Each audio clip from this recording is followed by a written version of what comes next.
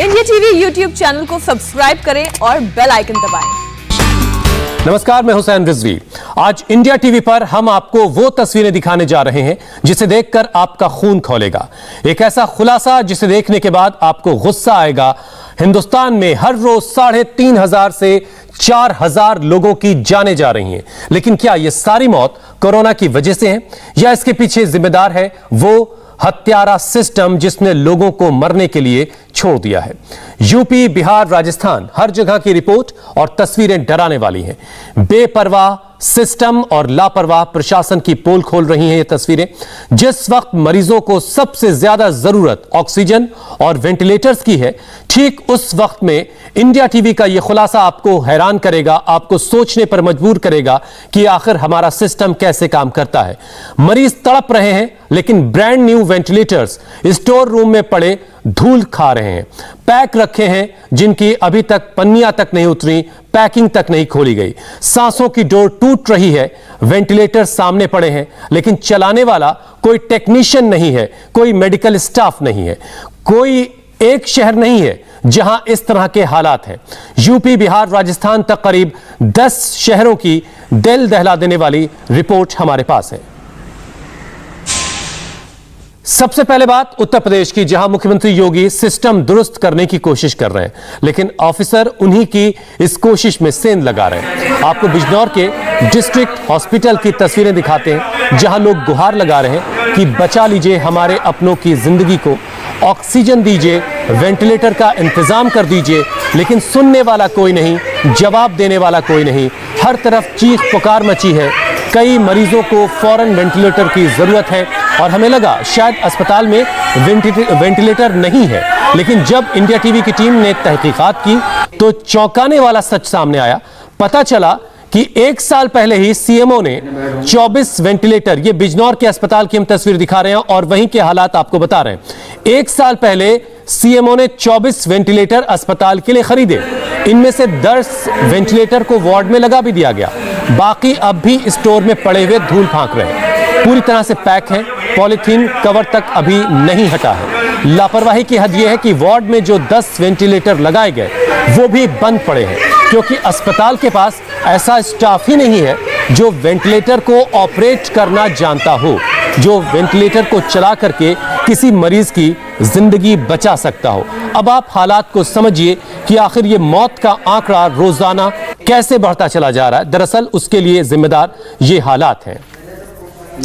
ये बिजनौर की तस्वीर देख रहे हैं आप अस्पताल की, जहां पर वेंटिलेटर 24 वेंटिलेटर पिछले साल खरीदे गए, जिसमें से 10 वेंटिलेटर को वार्ड में लगाया भी गया। लेकिन ये हैरान करने वाली बात है कि अस्पताल में वेंटिलेटर को ऑपरेट करने वाला कोई स्टाफ ही नहीं है। मैं कल से अपनी मम्मी को लेके आई हूँ लेकिन कोई डॉक्टर नहीं सुन रहा है। रिक्वेस्ट करता हूँ कि डॉक्टर साहब प्लीज देख लीजिए एक बार चल के, कोई सुनने को तैयार नहीं, कोई आता नहीं है यहाँ देखने में। क्या कोई भी सुविधा नहीं मिल पाई? कोई सुविधा नहीं है। पेशेंट को बुखार है, पेशेंट को घबराहट है, कोई मतलब नहीं है। बस सीधे कह रही है प्राइवेट में ले जाइए, वेंटिलेटर की जरूरत है, प्राइवेट में ले जाइए। पहले से बात करके रखिए। क्या मैंने कहा कि उनको ऑक्सीजन खत्म हो रही है, सर क्या करना है कि वेंटिलेटर में ले जाइए, आप उनको और कहीं बात कर लीजिए प्राइवेट के, हाँ बैठ नहीं है। क्या किसी अधिकारी को आपने फोन करके बताया? मैं जिसको भी फोन करती हूँ सबसे स्विच ऑफ है सर, किससे बात करूँ? किसी का फोन ही पिक नहीं हो रहा है, किससे बात की जाए, किससे कंप्लेंट की जाए, कोई नहीं है सुनने वाला। क्या हुआ आपके मरीज को? मरीज को कुछ नहीं था, पूरी रात को डॉक्टर नहीं आया, पूरी रात को डॉक्टर ने आगे नहीं लेकर गए। क्या कोई ट्रीटमेंट नहीं मिल पाया आपको? कोई ट्रीटमेंट नहीं मिल पाया हमें, कोई ट्रीटमेंट नहीं दे रहा है, कोई देख रहा। किसी अधिकारी से आपने कहा? अधिकारी कोई नहीं उठ रहा है, कोई डॉक्टर देख रहा है। कोई डॉक्टर देखना है रात से? डॉक्टर तो कोई आता ही नहीं है, देखो कोई आता नहीं। ऑक्सीजन वगैरह दी तो ऑक्सीजन कमी थी, क्या कमी थी? ऑक्सीजन की कमी रही। अच्छा, ऑक्सीजन की भी कमी रही, क्या मानते हैं आप? दवाइयों की भी कमी रही। दवाइयाँ मैं दवाई प्राइवेट लाया हूँ, प्राइवेट दवाइयाँ लाया हूँ। इन्होंने दवाई यहाँ क्या कोई डॉक्टर मरीजों को देख नहीं पा रहे हैं? ना देख नहीं पाए, मरीजों को नहीं देखते। आप हालात समझिए कि अस्पताल के पास वेंटिलेटर है, सारे इंतजामात हैं, उसके बावजूद मरीज इस तरीके से परेशान है, अपने अपनों की जिंदगी बचाने के लिए गुहार लगा रहे हैं, लेकिन सुनने वाला कोई नहीं। ऐसे कई मरीजों को आपने सुना, मरीजों की बात सुन ली है आपने। अब अस्पताल प्रशासन की तरफ से क्या कहा जा रहा है वो भी सुनना बहुत जरूरी है, इससे ही पूरा सच आपके सामने आएगा। उन्होंने कैमरे पर क्या कहा? अस्पताल में 24 वेंटिलेटर तो हैं, लेकिन कोई काम नहीं करता क्योंकि ट्रेन्ड स्टाफ मौजूद नहीं है।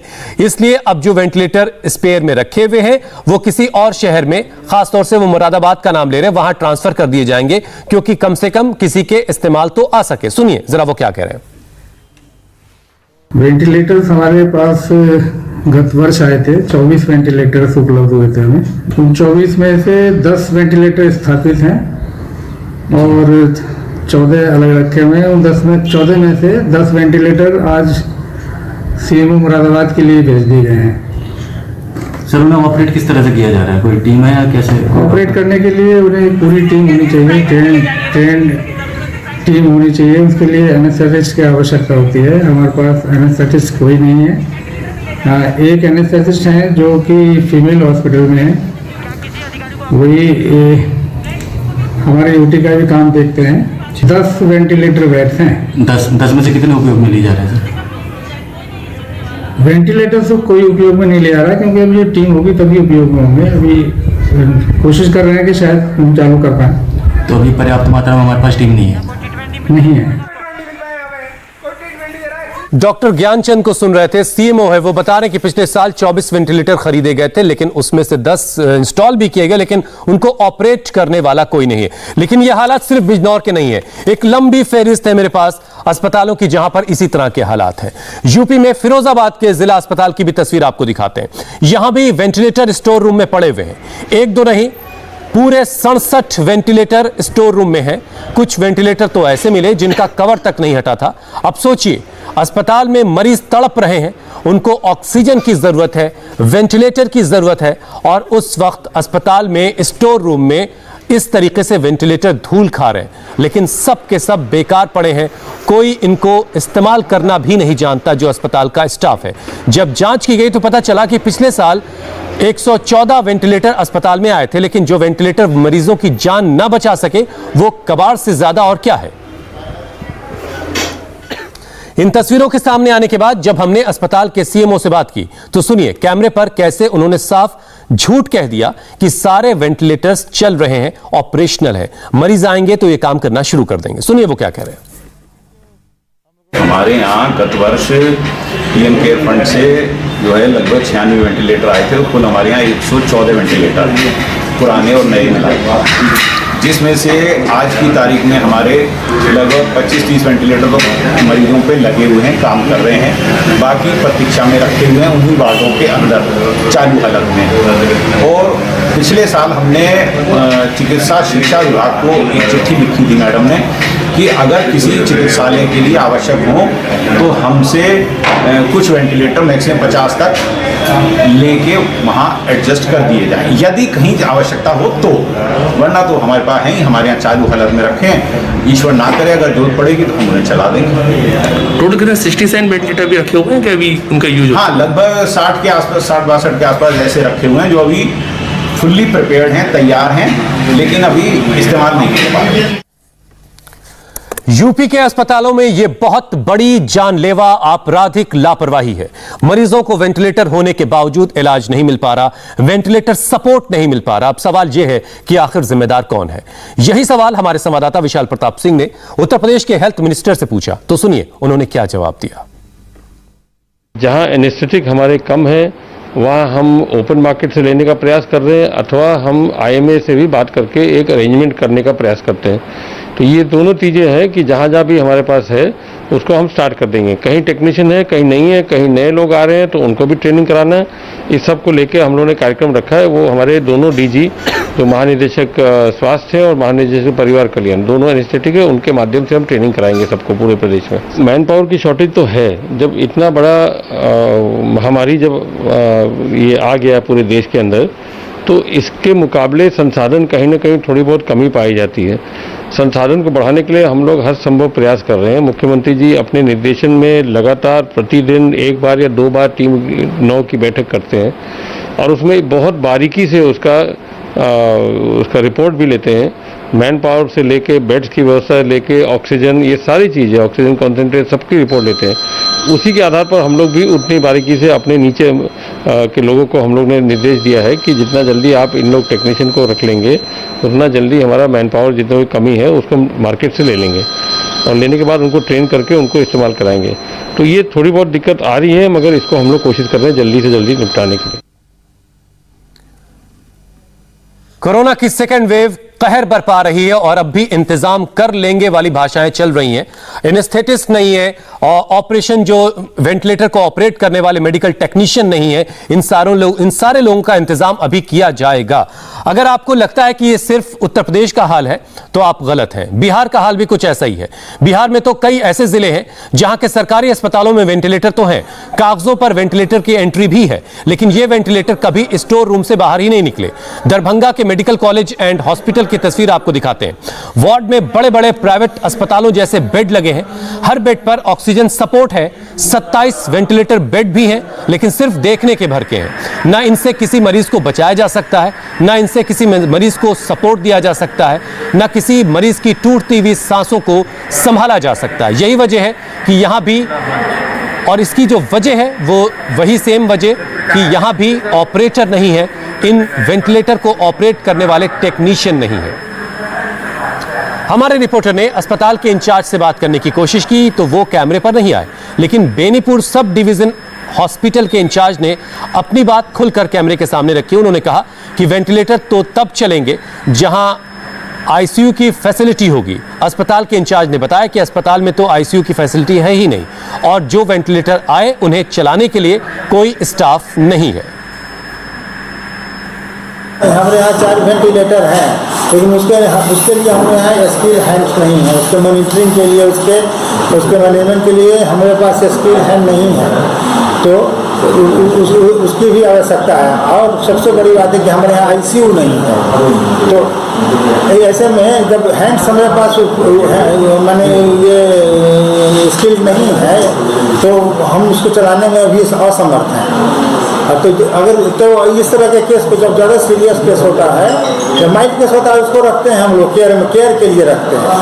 हाँ, ये डेडिकेटेड सेंटर नहीं है, उसको केयर के लिए रखते हैं और ज़्यादा सीरियसनेस हुआ तो हम उसको रेफर करते हैं।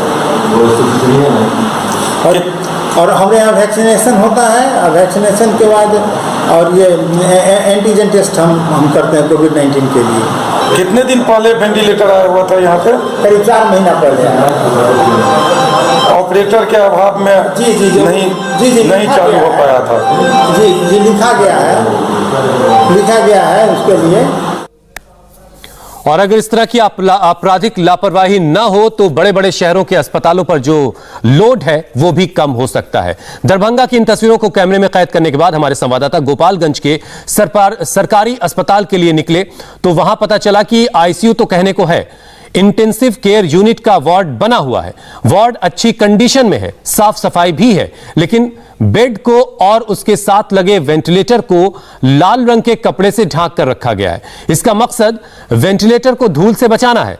सारे वेंटिलेटर वर्किंग कंडीशन में हैं, ऑपरेशनल हैं, लेकिन आज तक कभी इनका इस्तेमाल नहीं किया गया। सोचिए, जिले के सबसे बड़े अस्पताल में 6 वेंटिलेटर मशीनें लगी हुई थी, मगर डॉक्टर्स और आईसीयू के इंचार्ज क्रिटिकल पेशेंट के रिलेटिव से यह कहते हैं कि हमारे पास वेंटिलेटर तो है, ऑक्सीजन है, पीपीई किट है, सारी तैयारी है, बस दिक्कत इस बात की है कि जिसे ऑपरेट करना है वो वेंटिलेटर चलाना उसको नहीं आता, मतलब टेक्नीशियन नहीं है उनके पास। सुनिए जरा क्या कह रहे हैं।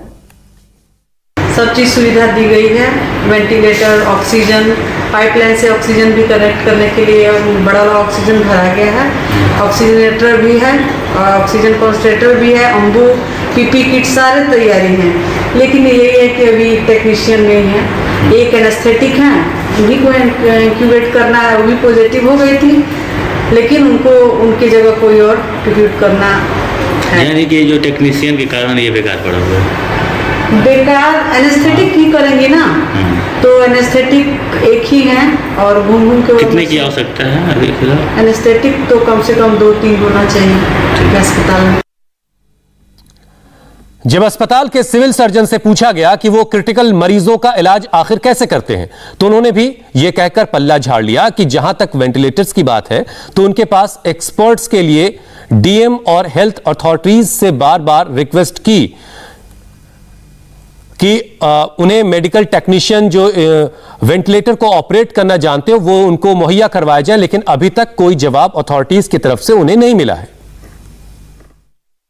वेंटिलेटर हमारे यहाँ है और कोई मेरे यहाँ बोनाफाइड एनेस्थेटिस्ट नहीं है जिसको वेंटिलेटर को ऑपरेट कर सकते हैं।